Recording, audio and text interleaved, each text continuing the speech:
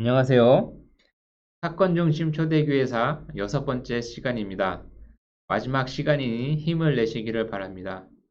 오늘 초대교회사의 마지막 주제를 수도원 운동이라는 그 주제로 마치려고 하는 것은 이 수도원 운동을 통하여서 초대교회와 중세교회가 자연스럽게 흘러가고 연결이 되기 때문에 그렇습니다.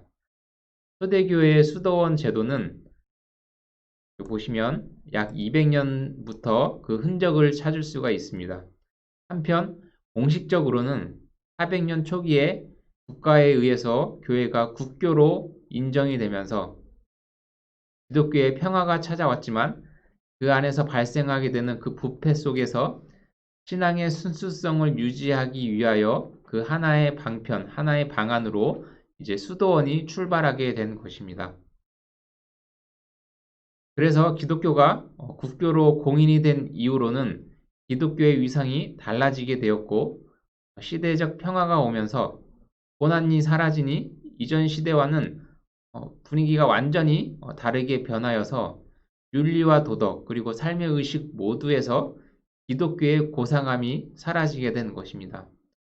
이 기독교의 고상함이 사라졌다고 하는 것은 그 로마의 핍박의 시대에 긴장을 하며 살고 그러면서 신앙에 대해서 적극적이고 모험적으로 살고자 했던 그 모습이 점점 사라지게 된 것이고 교회가 안정과 더불어 특권의 자리에 오르게 되면서 타락 끝에 놓이게 되었다라는 것입니다. 그래서 제롬이라는 교부는 글로 성직자들의 부패에 대해서 잘 그려주고 있는데요.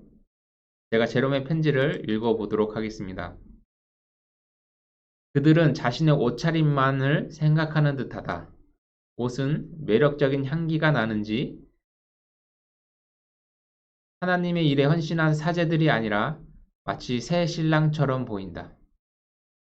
하나님의 일을 하는 사람이기보다도 정치인 마냥 겉멋만 들었다라고 하는 것입니다. 그럼에도 불구하고 이러한 시대적 변화 속에서 경건하게 살고자 하는 그런 사람들이 나타나기 시작을 했고 그런 삶을 추구하기 시작을 했습니다. 어떻게 하면 온전한 신자의 삶을 살 수 있을까 고민을 하고 그 사람들이 이제 세상 밖으로 나가서 그 사회 밖으로 나가서 엄격한 그런 성화의 삶을 살고자 하는 사람들이 등장하기 시작한 것이고 이것이 수도원 운동으로 드러나기 시작한 것입니다. 즉 세속 사회와 그 멀리 떨어진 곳에서 신앙의 공동체를 이루고 수도자적인 삶, 그 경건한 삶을 살기 원했던 것이 수도원 운동으로 나타난 것입니다. 이제 이러한 운동으로 인하여서 그러한 금욕주의적인 삶은 교회와 사람들에게 도전과 큰 활력을 일으켰다고 하는데요. 그래서 그 수도원에 등록한 사람의 숫자가 증대됨에 따라서 그들의 영향력은 더욱 커지기 시작했고 더불어서 교회가 다시 생동을 할 수 있었고 교회가 타락한 그 부패성을 회복하는 데 아주 큰 기여를 하게 되었습니다. 그럼에도 불구하고 사람이 하는 일이기에 부정적인 면도 발생을 하게 되는데요.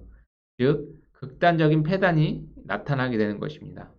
지금 보고 계시는 금욕주의적인 삶들도 있고 반대로 매우 게으르고 의존적인 삶을 사는 사람들이 발생하기도 하며 또 치명적인 유혹과 파멸의 발상지가 되기도 한 것입니다. 그렇게 공격을 당했던 것이죠.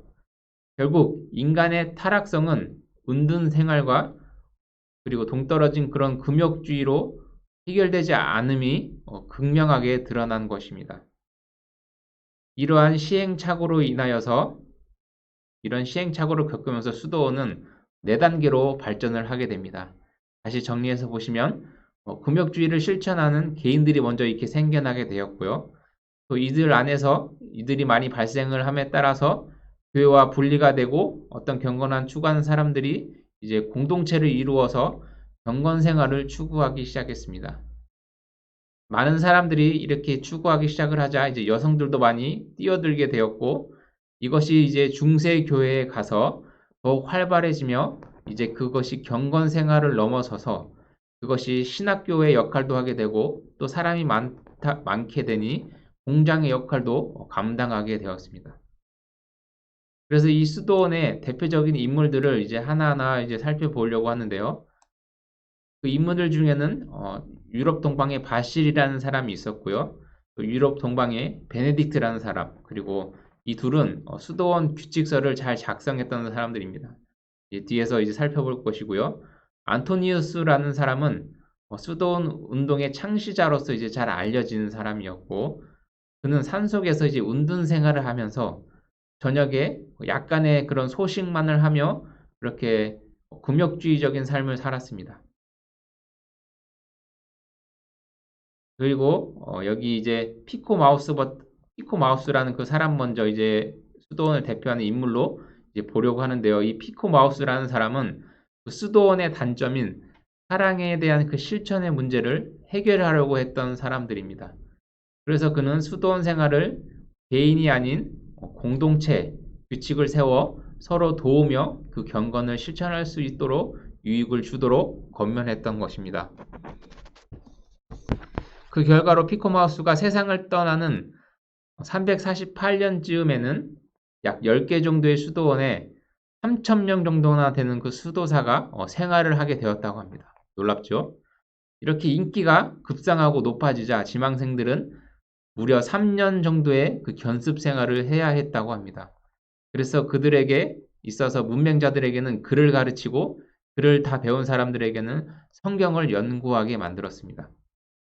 그래서 피코마우스가 가르쳤던 그 수도원의 주요 가르침을 들여다보면 지망생들은 절대 복종과 순결과 청빈을 강조하며 배웠고 더불어 노동생활을 필수적인 정착생활이 되도록 지침을 받았던 것입니다. 이어서 여기 바실이라는 유럽 동방에 활동했던 사람은 질서 있고 규칙 있는 그 수도원을 세웠습니다. 서로 돕고 살아야 하는 그런 공동체 생활을 강조한 것입니다. 함께 일하고 기도하는 여유가 있어야 된다고 늘 말을 했고요. 그리고 극단적인 고행을 피하게 만들었습니다. 필요한 물건을 얻기 위해서는 육적인 그런 농업과 직접 노동인 성경 연구를 해야 한다고 항상 독려를 했고, 이런 바실을 통하여서 수도원은 교회의 한 기관으로서 이제 드디어 인정을 받기 시작을 했습니다. 다음으로 이제 베네딕트네요.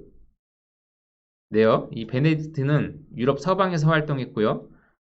은둔 생활보다 공동체 생활이 나음을 강조해서 12수도원을 세웠습니다.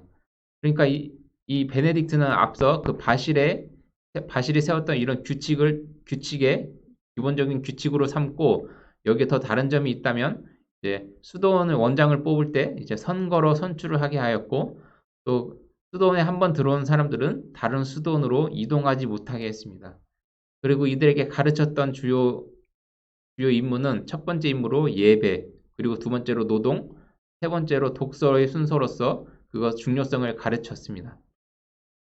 그리고 그들의 가르침의 목적은 하나님의 사랑 안에서 그들이 장성하는 것으로 복음을 많이 전파하여 개인 구원에만 그치지 않고 교육과 봉사와 선교에 많은 관심을 가지게 만들었습니다.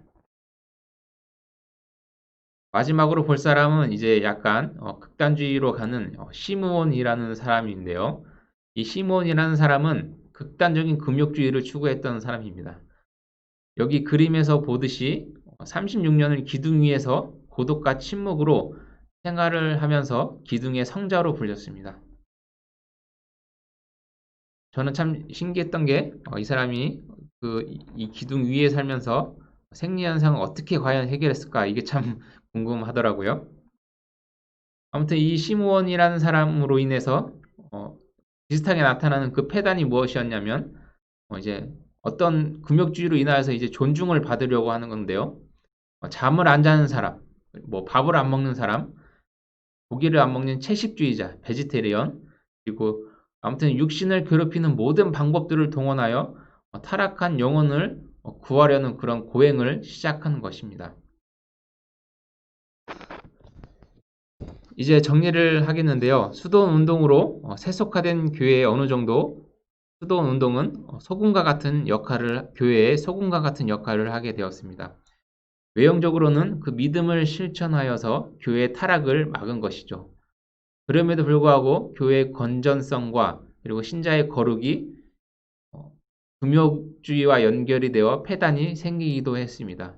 이 폐단을 보면 율법주의가 정착이 되게 했고, 이 율법주의라고 하는 것은 구원이 노력으로 되는 것으로 만드는 것을 말합니다.